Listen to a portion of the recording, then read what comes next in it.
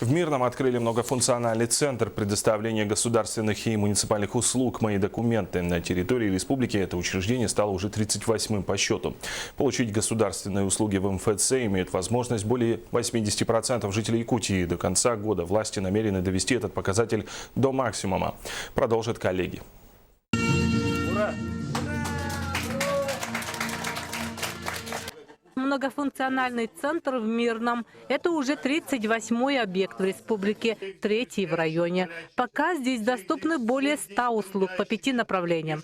Социальная сфера, земельные и имущественные отношения, услуги ЗАГС, поддержка малого предпринимательства и Росреестр. И это не предел, обещают представители многофункционального центра.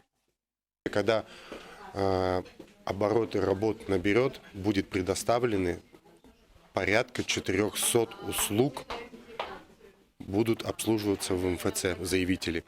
Около 90 готовых результатов будет выдаваться на руки, готовые документы будут выдаваться на руки. Доступность и комфортность оказания услуг ощущается уже с порога. В операционном зале установлены информационные табло и терминалы. Работает электронная очередь. Вот, например, у нас инвалиды сюда могут ходить.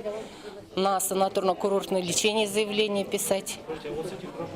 Ну, также там заказывать ТСРы и отчеты нулевые, возможно, будут сдавать страхователи.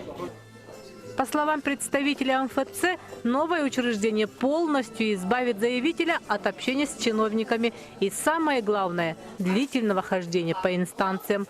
Человеку придется проделать всего 2 несложные операции – подать и забрать документы.